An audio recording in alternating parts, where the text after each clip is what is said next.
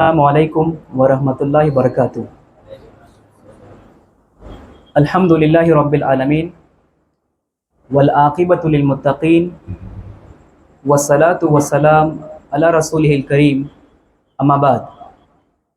یقول اللہ عز وجل فی کلامہ المجید: تبارک الذی بیدہ الملک وہو علی کل شیء قدیر، الذی خلق الموت والحیاة لیبلوکم ایکم احسن عملا۔ میرے دینی بھائیوں، جیسا کہ آپ تمام حضرات نے پہلی اور دوسری رکعت میں سورہ ملک یعنی تبارک الذی بیدہ الملک، اس سورت کی چند ایک آیتیں آپ نے سنی، اور آج کا موضوع بھی اسی پر ہے کہ سورہ ملک کی فضیلت اور سورہ ملک کے اندر اللہ رب العالمین نے کیا کچھ باتیں کہی ہیں،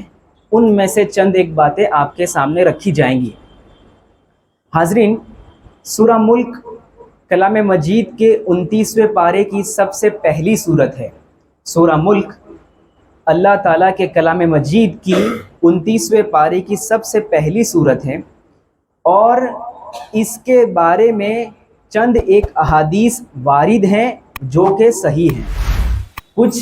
حدیثیں آئی ہیں سورہ ملک کی فضیلت کے تعلق سے، اور وہ احادیث صحیح ہیں۔ سب سے پہلے جانتے ہیں کہ سورہ ملک کی فضیلت کیا ہے، اللہ رب العالمین نے اس سورت کے بارے میں کیا فرمایا ہے۔ دیکھیے، مسند احمد کی ایک روایت میں، جس میں راوی حدیث حضرت ابو ہریرہ رضی اللہ تعالیٰ عنہ فرماتے ہیں کہ اللہ کے نبی صلی اللہ علیہ وسلم نے فرمایا: ان سورۃ فی القرآن 30 آیۃ شفعت لصاحبها حتی غفر لها تبارک الذی بیدہ الملک۔ اللہ کے نبی صلی اللہ علیہ وسلم نے فرمایا کہ یقیناً قرآن میں ایک ایسی سورت ہے جس کے اندر 30 آیتیں ہیں، اور جو اس کو پڑھے گا تو کل قیامت کے دن یہ پڑھنے والے کے لیے سفارشی کرے گا، یہ سفارش بن کر کھڑا ہوگا، یہاں تک کہ اللہ رب العالمین اس پڑھنے والے کو، سورہ ملک کی تلاوت کرنے والے کو معاف کر دے گا۔ یہ روایت امام ترمذی نے ذکر کیا، اور یہ حدیث حسن ہے۔ امام طبرانی نے ایک اور روایت نقل کی جس میں اللہ کے نبی صلی اللہ علیہ وسلم کچھ یوں فرماتے ہیں کہ سورۃ فی القرآن خاصمت عن صاحبہا، کہ قرآن کریم میں ایک ایسی سورت ہے جو اپنے پڑھنے والے کے لیے بار بار سفارش کرتے رہے گی، بار بار اس کے بارے میں سفارش کرتے رہے گی، یہاں تک کہ وہ سورت اس پڑھنے والے کو جنت میں داخل کروا دے گی۔ تو وہ سورت تبارک الذی بیدہ الملک کے بارے میں اللہ کے نبی صلی اللہ علیہ وسلم نے فرمایا، اور یہ روایت المعجم الاوسط میں ذکر ہے۔ ایک اور فضیلت یہ ہے سورہ ملک کی کہ جابر بن عبداللہ رضی اللہ تعالیٰ عنہ فرماتے ہیں کہ اللہ کے نبی صلی اللہ علیہ وسلم نے فرمایا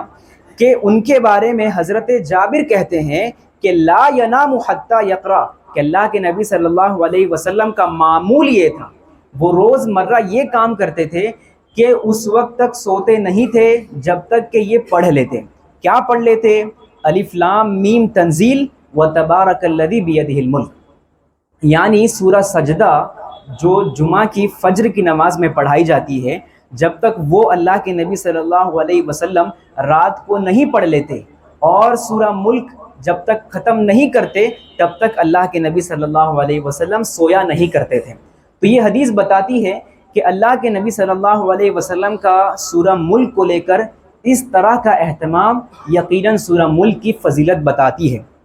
اس روایت کو امام ترمذی نے ذکر کیا، اور یہ روایت حسن ہے۔ تو یہ دو فضیلتیں تھیں جو سورہ ملک کے تعلق سے صحیح وارد ہوئی ہیں، کہ پہلی فضیلت یہ کہ جو شخص اس کو پڑھتا رہے گا تو کل قیامت کے دن یہ سورت اس کے لیے خاص طور پر سفارش کرتے رہے گی۔ کب تک سفارش کرتے رہے گی؟ جب تک کہ وہ آدمی جنت میں داخل نہیں کر دیا جاتا، اور ہمارا مقصد بھی یہی ہے کہ ہم جنت میں داخل ہو جائیں اس دنیا میں محنت کر کے۔ اور دوسری فضیلت یہ کہ اللہ کے نبی صلی اللہ علیہ وسلم کا اس قدر اہتمام کہ کوئی بھی رات ایسی نہیں گزری جس میں آپ نے یہ دو سورت یعنی الف لام میم تنزیل سورہ سجدہ اور تبارک الذی بیدہ الملک یعنی سورہ ملک کو بغیر پڑھے آپ کبھی نہیں سوئے۔ تو یہ دو فضیلتیں ہم نے آپ کے سامنے ذکر کی۔ اب آئیے دیکھتے ہیں کہ سورہ ملک کے اندر اللہ رب العالمین نے کیا کچھ فرمایا ہے۔ سب سے پہلی آیت جو سورہ ملک کے بارے میں ہم جانتے ہیں کہ اللہ رب العالمین نے فرمایا تبارک الذی بیدہ الملک وہو علی کل شیء قدیر، کہ بابرکت ہے وہ ذات جس کے ہاتھ میں بادشاہت ہے، وہ ہر چیز کا بادشاہ ہے اور وہ ہر چیز پر قادر ہے۔ یہ پہلی آیت سورہ ملک کی ہمیں بتاتی ہے کہ تمام طرح کی بادشاہت، ہر چیز پر قادر صرف اور صرف اللہ رب العالمین ہے۔ اس بات کو پڑھ کر سمجھ کر ایک مسلمان کے دل میں اطمینان ہوتا ہے کہ میں جس رب کی عبادت کر رہا ہوں وہ رب ایسا ہے کہ ہر چیز کا مالک ہے، ہر چیز پر اسی کی بادشاہت چلتی ہے، اس کے بادشاہت کے اوپر کسی کی بادشاہت نہیں چلتی۔ تو یہ سب سے پہلی چیز جو تبارک الذی بیدہ الملک کو پڑھ کر ہمیں سمجھ میں آتی ہے کہ ہم جس رب کی عبادت کر رہے ہیں وہ رب کریم اتنا زیادہ بلند و بالا ہے کہ اسی کی بادشاہت ہے، اس کے اوپر کسی کی بادشاہت نہیں۔ اب دوسری آیت میں دیکھیے کہ اس میں کیا کیا راز پوشیدہ ہے۔ اللہ نے دوسری آیت میں فرمایا الذی خلق الموت والحیات لیبلوکم ایکم احسن عملا، کہ جس نے موت کو اور زندگی کو پیدا کیا تاکہ وہ تم لوگوں سے جانچ لے کہ اچھا عمل کرنے والا کون ہے۔ یہ اس آیت کا مختصر سا مفہوم ہے کہ اللہ رب العالمین نے موت کو اور زندگی کو پیدا کیا تاکہ انسانوں میں سے یہ پرکھ لیا جائے کہ اچھا عمل کون کرنے والا بنتا ہے۔ تو اس آیت کے اندر چند ایک باتیں ہمیں ذہن میں رکھنی چاہیے۔ سب سے پہلی چیز کہ اللہ رب العالمین نے جب موت اور زندگی کا ذکر کیا تو پہلے کہا کہ ہم نے موت کو پیدا کیا پھر زندگی کو، حالانکہ ہم جانتے ہیں کہ ہم پہلے زندہ ہوئے ہیں، پھر ہمارا ایک دن آئے گا جس میں ہم انتقال کر جائیں گے۔ تو پہلے زندگی آ رہی ہے لیکن اس کے بعد موت، لیکن اللہ رب العالمین نے یہاں پہلے موت کا ذکر کیا اس کے بعد زندگی کا ذکر کیا۔ تو اہل علم لکھتے ہیں کہ دراصل انسان کی ابتدا موت سے ہوئی ہے، کیونکہ 50-60 سال پہلے ہم میں سے کوئی بھی ایسا شخص نہیں تھا جو اس دنیا میں ہو، ہمارا نام و نشان نہیں تھا۔ اس کے بارے میں اللہ رب العالمین نے سورۃ البقرہ کی ایک آیت میں فرمایا کیف تکفرون باللہ، تم لوگ اللہ رب العالمین کو کیسے جھٹلا سکتے ہو، اللہ کا انکار کیسے کر لیتے ہو، وکنتم امواتا، حالانکہ کچھ زمانے پہلے تم تو کچھ تھے ہی نہیں، تم تو موت کے آغوش میں تھے، پھر اللہ رب العالمین اس موت سے نکال کر آپ کو زندہ کیا، پھر تمہیں موت آئے گا، پھر اللہ رب العالمین کی طرف تمہیں لوٹایا جائے گا۔ تو اس آیت میں اللہ رب العالمین نے پہلے ذکر کیا کہ پہلے تم کچھ نہیں تھے، تمہارا نہ ذکر تھا نہ تمہارا وجود تھا۔ تو یہ ایک آیت بتاتی ہے کہ سب سے پہلے انسان کی ابتدا موت سے ہوئی۔ ساتھ ہی ساتھ ایک اور آیت سورۃ دہر کی آیت نمبر 1 جس میں اللہ رب العالمین نے فرمایا هل اتى على الانسان حين من الدهر لم يكن شيئا مذكورا، کہ کیا یہ انسان سمجھ نہیں پاتے کہ ان کی ابتدا جو زمانے کا وقت ہے وہ دراصل شروع اس بات سے ہوا تھا کہ پہلے انسان کچھ نہیں تھا، اس دنیا میں اس کا نام و نشان نہیں تھا، اس یہاں سے انسان کی ابتدا ہوتی ہے۔ تو ہمیں پتہ چلا کہ اللہ نے جو موت کا سب سے پہلے ذکر اس لیے کیا کیونکہ ہماری زندگی کی ابتدا موت سے ہوئی ہے، پھر ہمیں زندگی دی گئی ہے۔ اس آیت کے اندر ایک اور چیز جو ہمیں جاننے کی ضرورت ہے کہ اللہ نے فرمایا کہ موت اور زندگی کو پیدا کرنے کا مقصد یہ ہے کہ اچھا عمل کرنے والا کون ہے اس کی پرکھ ہو جائے، اس کی جانچ ہو جائے۔ اب سب سے پہلا سوال یہ ہوتا ہے کہ اچھا عمل ہے کیا، اچھا عمل کس کو کہتے ہیں؟ تو اس تعلق سے امام سعدی رحمۃ اللہ علیہ کہتے ہیں کہ احسن عملا اے اخلصہ و اصوبہ۔ اس بات کو یاد رکھنے کی ضرورت ہے، ہم جب بھی قرآن کریم میں عمل صالح، اچھے عمل کی بات جب بھی ہم پڑھیں، جب بھی سنیں، تو یہ دونوں چیز ہمارے ذہن میں آنی چاہیے۔ سب سے پہلی چیز جو امام سعدی نے کہا اخلصہ، دوسری چیز اصوبہ۔ کیا مطلب؟ وہ کہنا چاہتے ہیں کہ اخلصہ کہہ کر کہ ہر اچھا عمل وہ ہوتا ہے جس میں اللہ رب العالمین کا اخلاص ہو، صرف وہ کام اللہ رب العالمین کے لیے کیا گیا ہو، وہ اچھا عمل کہلاتا ہے۔ اور جب تک اس عمل میں اسوبہ نہیں پایا جائے گا، یعنی وہ نبی صلی اللہ علیہ وسلم کے طریقے پر نہیں ہوگا، تب تک وہ اچھا عمل نہیں ہو سکتا۔ تو اچھا عمل انسان کا وہی ہے جو سب سے پہلے اللہ رب العالمین کے لیے خالص کیا جائے، اور دوسرا یہ ہے کہ نبی صلی اللہ علیہ وسلم کے طریقے پر کیا جائے۔ اگر ان دونوں چیزوں میں سے کوئی بھی چیز اگر گر جاتی ہے تو وہ اچھا عمل نہیں ہے۔ اگر کوئی شخص نبی صلی اللہ علیہ وسلم کے طریقے پر عمل کر رہا ہے لیکن اخلاص نہیں ہے، ریاکاری ہے، وہ عمل اچھا عمل نہیں ہے۔ ایک انسان اچھا عمل کر رہا ہے، صرف اللہ رب العالمین کے لیے کر رہا ہے، لیکن اپنا طریقہ لگا رہا ہے، اللہ کے نبی صلی اللہ علیہ وسلم کے طریقے سے دور ہے، وہ اچھا عمل نہیں ہو سکتا۔ تو ہم اتنی عمر کو پہنچ کر جو اچھے اعمال کرتے آ رہے ہیں، ان تمام اچھے اعمال میں دیکھنے کی ضرورت ہے کہ کیا میں نے وہ اعمال اللہ کے لیے خالص کیا ہے، اور وہ تمام کے تمام اعمال نبی صلی اللہ علیہ وسلم کی ہدایت اور حدیثوں کی بنا پر ہوئی ہے۔ اگر یہ دو چیز ہیں تو وہ اچھا عمل ہے، اور وہ دونوں چیزوں میں سے کوئی بھی چیز اگر گر جاتی ہے تو اس عمل کو آج ہی چھوڑ دینے کی ضرورت ہے۔ یہ احسن عملہ کے بارے میں ایک مختصر سی تفسیر تھی۔ احسن عملہ کے بارے میں محمد بن عجلان کہتے ہیں کہ اللہ رب العالمین نے یہ نہیں کہا کہ زیادہ عمل کر کے لے کے آؤ، بلکہ یہ کہا کہ اچھا عمل کر کے لے کے آؤ۔ تو یہ بتانا چاہتے ہیں کہ انسان کو دیکھنا چاہیے کہ وہ کتنا اچھا عمل کر رہا ہے، کتنا زیادہ عمل کر رہا ہے، اس پہ اس کی توجہ نہیں ہونی چاہیے۔ کتنا زیادہ خرچہ کر رہا ہے یہ نہیں، بلکہ اخلاص کے ساتھ خرچ کر رہا ہے، یہ توجہ ہونی چاہیے۔ تو یہ چیز تھی ایکم احسن عملہ کے بارے میں۔ ایک اور چیز جو یہاں پر ہمیں سمجھنے کی ضرورت ہے کہ اللہ نے جب یہ کہا کہ ہم نے زندگی اور موت کو پیدا کیا اچھے عمل کو جانچنے کے لیے کہ کون سا انسان اچھا عمل کرتا ہے، اس سے پہلے کس کا ذکر کیا؟ کہ ہم نے موت کو اور زندگی کو پیدا کیا، موت کو اور زندگی کو بنایا، اور یہ دونوں چیزیں ایسی ہیں جن پر انسان غور کرے تو اس کی زندگی اچھائی کے ساتھ گزرتی ہے، اس کی زندگی میں اچھے عمل زیادہ سے زیادہ ہونے لگتے ہیں۔ موت کو اگر کوئی شخص یاد کرے تو وہ اچھے عمل کی طرف رغبت رکھے گا، موت کو اگر یاد نہ رکھے تو انسان سے اچھے اعمال کا ہونا بہت مشکل ہے۔ اسی لیے احادیث کریمہ میں، شریعت اسلامیہ کے اندر کئی احادیث ایسی ملتی ہیں جس میں موت کو یاد کرنے کے لیے کہا گیا ہے، قبر کو یاد کرنے کے لیے کہا گیا ہے، جیسا کہ اللہ کے نبی صلی اللہ علیہ وسلم سنن ابن حبان میں فرماتے ہیں کہ اکثروا ذکر ہادم اللذات، کہ جو لذتوں کے شہوت کو توڑ دیتی ہے، جو لذتوں کو توڑ دیتی ہے یعنی موت کو کثرت سے یاد کرو، کیونکہ موت ایک ایسی چیز ہے جو انسان کو اچھے عمل کی طرف لے جاتی ہے۔ ساتھ ہی ساتھ اللہ کے نبی صلی اللہ علیہ وسلم نے یہ بھی فرمایا کہ قبروں کی زیارت زیادہ سے زیادہ کرو، کیونکہ یہ قبر آخرت کی یاد دلاتی ہے، اور انسان جب قبرستان میں زیارت کرتا ہے، قبرستان میں جاتا ہے، تو اس کے دل میں موت کا خیال آتا ہے، اس کے دل میں موت کا خیال آتا ہے۔ ساتھ ہی ساتھ اللہ نے موت کے ساتھ جس چیز کو جوڑا یعنی حیات، تو حیات پر بھی غور کرنے سے انسان اچھے عمل کی طرف رغبت رکھتا ہے۔ یعنی ہم تمام لوگوں کو اللہ نے ایک اچھی زندگی دی ہے، لیکن ساتھ ہی ساتھ اس دنیا میں کئی ایسے لوگ ہیں جن کی زندگی ہماری زندگی کی طرح نہیں ہے،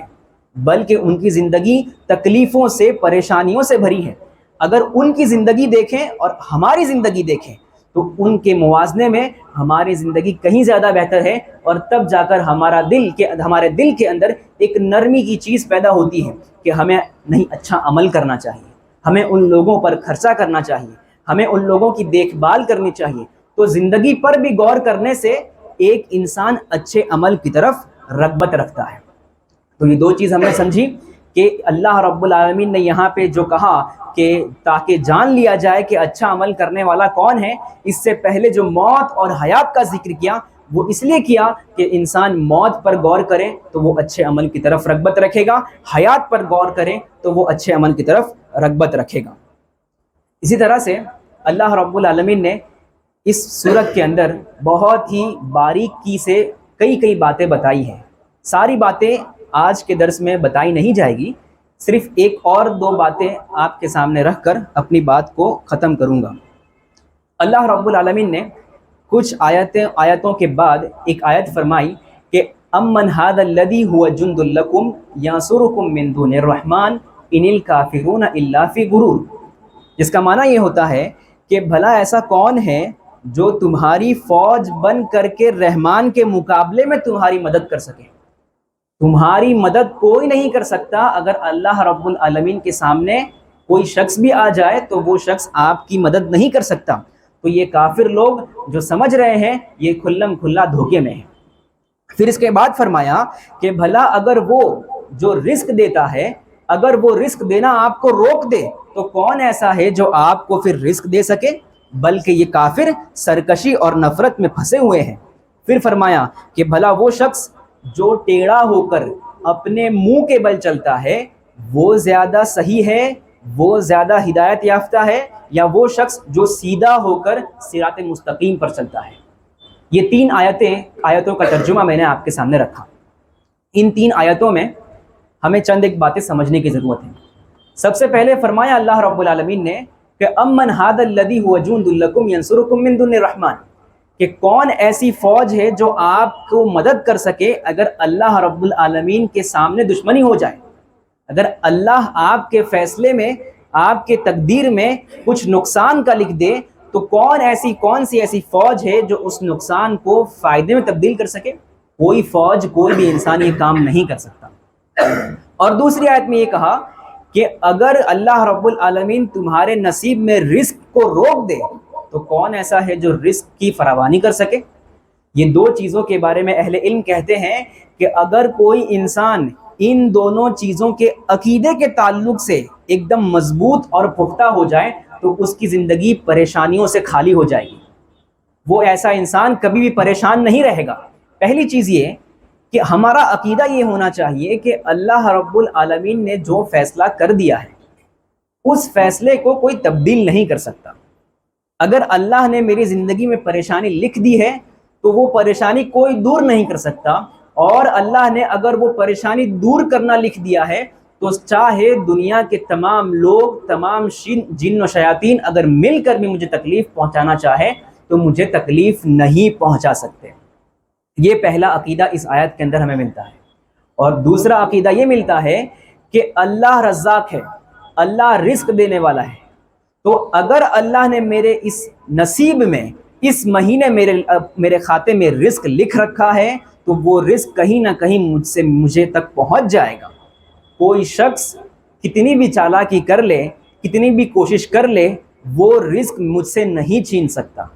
اور اگر اللہ نے میرے کھاتے میں، میرے نصیب میں رزق نہیں لکھا تو کوئی بھی کام مجھے رزق نہیں دلا سکتا۔ یہ دو عقیدے ایسے ہیں کہ اگر ان دونوں عقیدے میں انسان پختہ ہو جائے تو اس کی زندگی پریشانیوں سے ختم ہو جائے گی، پریشانیوں سے دور رہے گی اس کی زندگی۔ لیکن اگر یہ عقیدے کمزور ہوں تو انسان سوچتا ہے کہ میں اگر ایسا کرتا تو ایسا ہو جاتا، اگر میں ان لوگوں سے دوستی رکھتا تو بڑا فائدہ ہوتا۔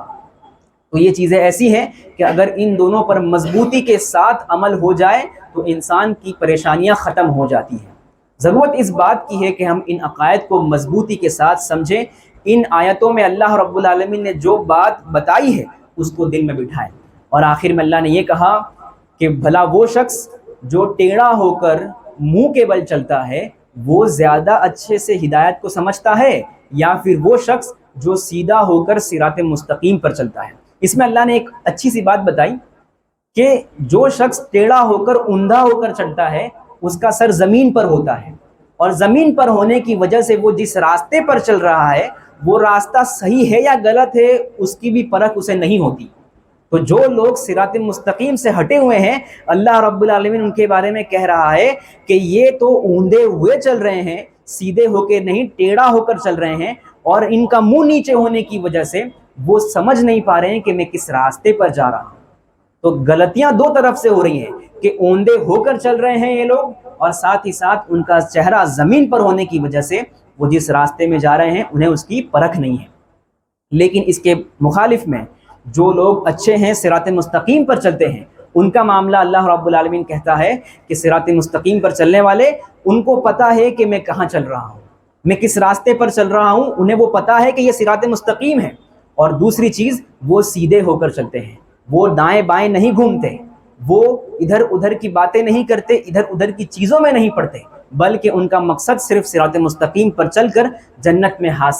میں داخلہ حاصل کرنا، یہ ان کا مقصد ہوتا ہے۔ تو پتہ چلا کہ زندگی میں دو لوگ ہوتے ہیں، جو صراط مستقیم پر چلنے والے ہوتے ہیں اور جو صراط مستقیم سے بھٹکے ہوئے لوگ رہتے ہیں۔ اب ہمیں یہ سوچنا ہے کہ ان آیتوں کو پڑھ کر، ان آیتوں کو جان کر ہم کس راستے کو چنتے ہیں۔ صراط مستقیم پر چلنا ہے تو یقیناً فائدہ اس یہ ہوگا کہ ہم جانیں گے کہ صراط مستقیم ہے کیا، اور ہمارا چلن سیدھا ہوگا، ٹھیک ٹھاک ہوگا۔ لیکن صراط مستقیم سے ہٹیں گے تو ہمارا قد بھی ٹیڑھے ہو کر چلنا والا ہوگا، اور ساتھ ہی ساتھ ہمارا اوندھا منہ ہو کر ہماری پرورش ہوگی۔ تو پتہ چلا کہ یہ آیتیں ہمیں یہ بتاتی ہیں کہ اللہ رب العالمین سب سے زیادہ قادر ہے،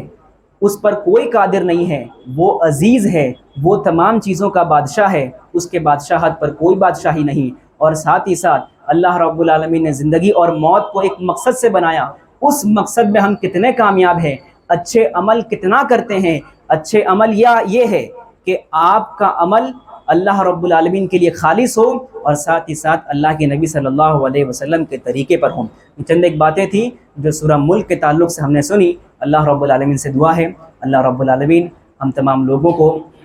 قرآن کی آیتیں زیادہ سے زیادہ پڑھنے اور ساتھ ہی ساتھ اس کو سمجھنے کی توفیق عطا فرمائیں، اس پر عمل کرنے کی توفیق عطا فرمائیں۔ وآخر دعوانا ان الحمد للہ رب العالمین۔